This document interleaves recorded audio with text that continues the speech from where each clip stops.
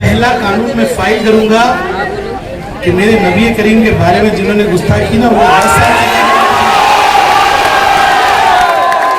शपथ लेके सीधा असेंबली के सेक्रेटेरिएट में जाऊंगा।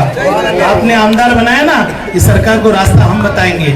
वो कानून में फाइल करूंगा और पूरे असेंबली से कहूंगा, सिर्फ मुसलमानों के लिए नहीं, हिंदू देवी देवताओं के लिए भी कोई कहेगा, कोई हमारे महापुरुष के लिए कहेगा, सबको 10 साल की सजा होना चाहिए और फेल नहीं होगा।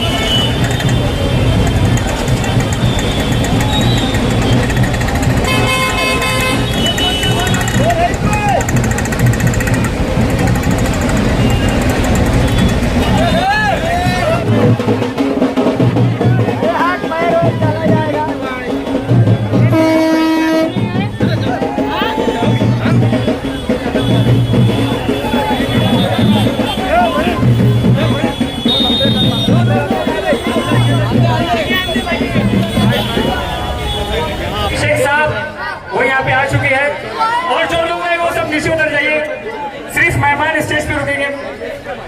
दोस्तों लोग जो इस चुनाव को पैसे के दम पे लड़ना चाहते थे, आज पिराने पाड़ा की आवाम ने यह बता दिया कि ये जोश पैसे से खरीदा नहीं जा सकता।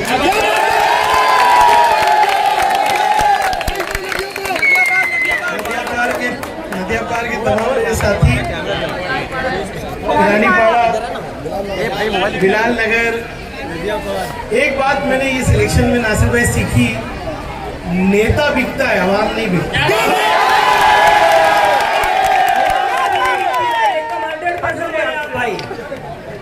और हम जब चुनाव के लिए शुरू किए थे काम, राफे भाई की ऑफिस से नासिर भाई हम लोग बात करते थे, बड़े बड़े चैलेंज और दावे दिए गए थे कि हम मुसलमानों का 21,000 वोट खरीद लेंगे, पोलिंग को स्लो कर देंगे, भला कर देंगे, डिमका कर देंगे। लेकिन भिवंडी की आवाम ने पूरे महाराष्ट्र को दिखा दिया कि चुनाव कैसे लड़ा जाता है।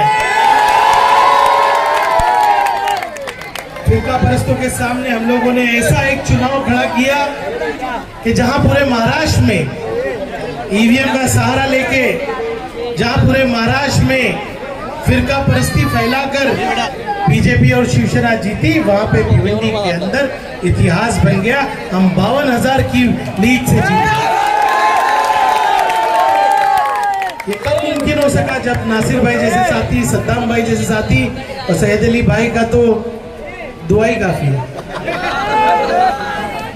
आज इतना फूल मुझको आप लोगों ने बरसाया है कि जिम्मेदारी बहुत बढ़ जाती है। भिवंडी की आवाम ने ये चुनाव अपने हाथ में लिया। भिवंडी की आवाम ने सिखा दिया कि नेता कुछ भी चाह सकते हैं, लेकिन जो आवाम चाहती है वही होता है।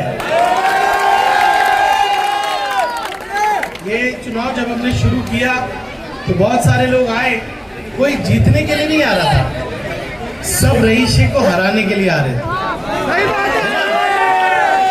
मुझे टिकट दे दो मैं हरा दूंगा, मुझे टिकट दे दो मैं हरा दूंगा। बीजेपी के हरे हरे नोट दिख रहे थे सबको। लेकिन जब आवाम एक रास्ते पे चल पड़ती है, जब चुनाव जुनून की हद पार कर देता है, जब शहर के नौजवान, बुजुर्ग और मेरी माँ बहनें ये शहर में तय कर लेती हैं कि यहाँ पर सच्चाई चलेगी तो हर झूठ खत्म हो जाता है। यहाँ पर मेरा भाई शिंदे भी खड़ा है और ये चुनाव ने बहुत सारे भूत तोड़ दिए। वो लोग जो फिरका परस्त की बात करते थे, जो कहते थे कि भिवंडी में चुनाव हिंदू मुस्लिम करके जीता जा सकता है, उनको जवाब मेरे शिंदे जैसे भाइयों ने दे दिया कि फिरका परस्त खत्म हो गए। अच्छा, मुझे वोट कितना मिला? 1,19,000। 1,19,000। जो करीब करीब 62-64% होता है पूरे वोट का। अरे क्या इतने मुसलमान है? नहीं, हमें हिंदू भाइयों ने उतना ही साथ दिया। मेरी माँ बहनों ने दुआएं की, रोजे रखे। अच्छा, सबसे पहले चुनाव जब शुरू हुआ, गिनती शुरू हुई, मेरे साथी बैठे थे। मुझे गोरसई, बिनार, सावंदे, वालचीन, ये मेरे गांव है, सोनाले, ये सब मेरे गांव है। मैं वहां का भी आमदार हूँ। पिछली बार मुझे सिर्फ 27 वोट मिला था, इस बार हम 2000 पार कर गए। जैसे जैसे हम चाविंद्रा आए, पोगांव आए, उसके बाद अलग अलग इलाके जाके भादवड़, टेंगर, पद्मानगर, ये पद्मानगर का कैंडिडेट था ना वो। अरे भैया, इसके घर के अंदर लोगों ने बता दिया कि सच्चाई क्या है। पद्मानगर के लोगों ने हमारा साथ दिया, पद्मानगर में हमारी ऑफिस खोली। बहुत डर का माहौल किया गया कि हमारी तो सरकार है, 30 करोड़ रुपया खर्चा कर देंगे। बेटा, पैसा ताकत काम नहीं आती, मोहब्बत काम आती है। अब भिवंडी में आज से, इस चुनाव से हिंदू मुस्लिम की राजनीति खत्म, पैसे की राजनीति खत्म, डर की राजनीति खत्म, और डेवलपमेंट की और काम की राजनीति शुरू। अब हर किसी को काम करना पड़ेगा। मैं देखा कि हमारे महेश चोगले साहब भी दूसरे दिन कमिश्नर के पास चले गए। मैं खुश हूँ। अरे मैंने एक स्कूल चालू किया 22-62, वो स्कूल शुरू हुई तो बीजेपी ने कहा नहीं, इसका उद्घाटन रईस शेख नहीं कर सकता। मैंने कसम खाया है कि इस बीजेपी को कॉलेज और स्कूल और खोल के दिखाऊंगा। ये लोग हमको तरक्की से महरूम रखना चाहते हैं। ये लोग चाहते हैं कि भिवंडी में तरक्की ना हो, पैसे के बलबूते में चुनाव लड़ा जाए। अरे बहुत सारे लोग हैं ना सेदरी भाई, रातों रात पलट गए। हाँ? काफी लोग बोल रहे थे रईस शेख को क्या बम्बई भेज देंगे। हाँ? अरे मुझे आमदार बना के मंत्रालय में भेज दिया भिवंडी के लोगों ने। भिवंडी में तुम्हारा शेर, भिवंडी का शेर असेंबली के अंदर खड़ा होगा और नीतीश राणे को मुंह तोड़ जवाब देगा।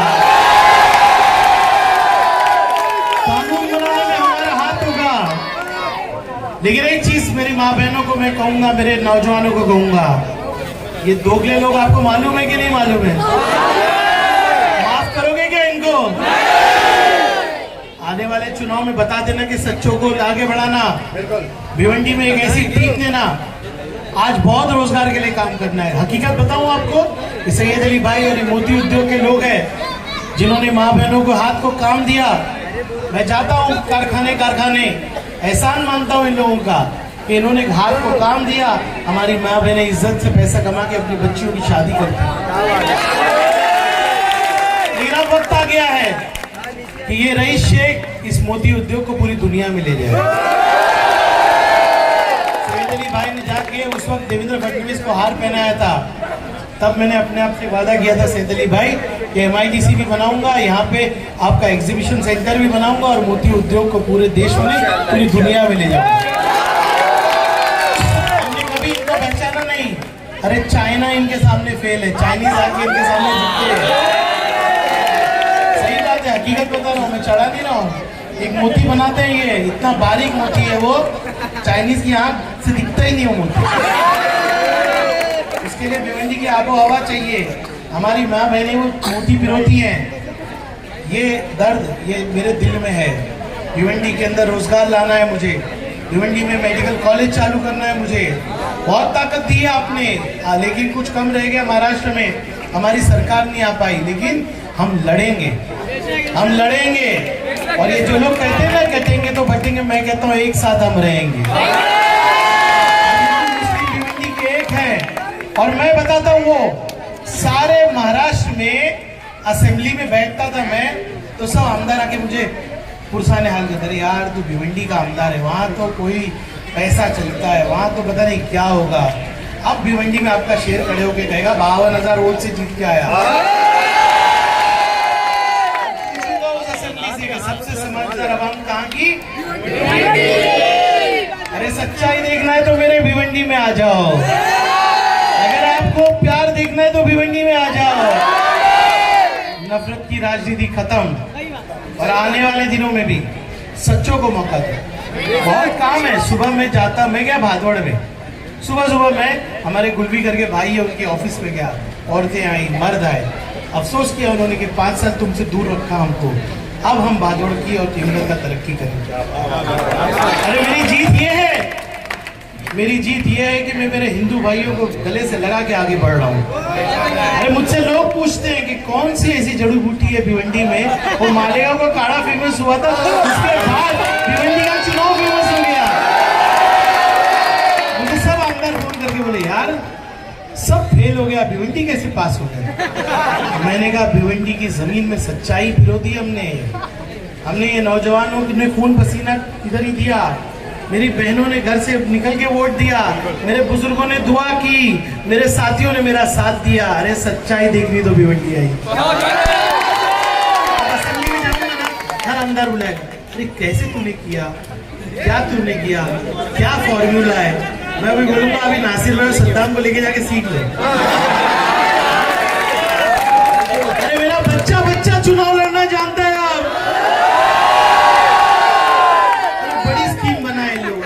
बड़ी स्कीम बनाए। क्या स्कीम बनाए? हाँ, सेनापति सॉफ्टवेयर।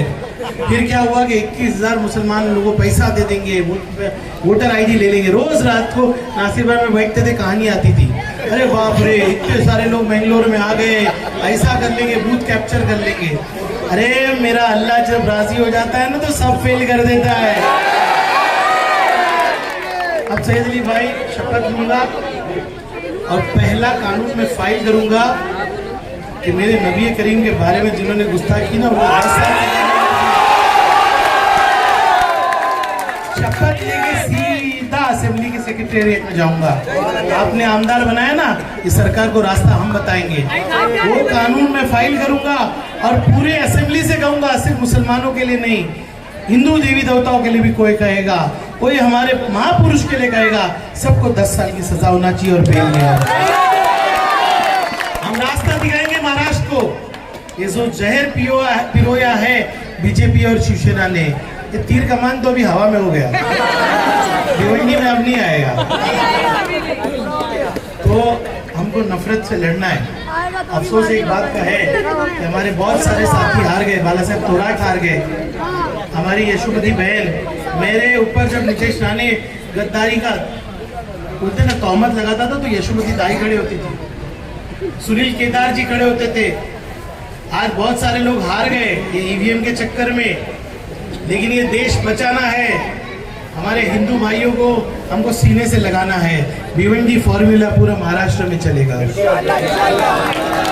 आने वाले तमाम चुनाव में हम पूरे महाराष्ट्र में जाने वाले नासिर भाई।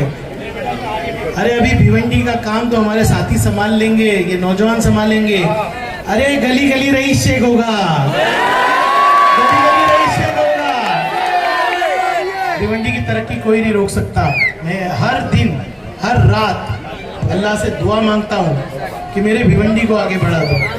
मैं जब गरीबी देखता हूँ तो सोचता हूँ ये गरीबों ने पैसा चुकरा के यहाँ पर सच्चाई को वोट दिया है। आने वाले दिनों में बहुत बड़ी लड़ाई हमको लड़नी है। अभी 4 मिनट ही बाकी है, उसके बाद माइक हम यूज नहीं कर पाएंगे।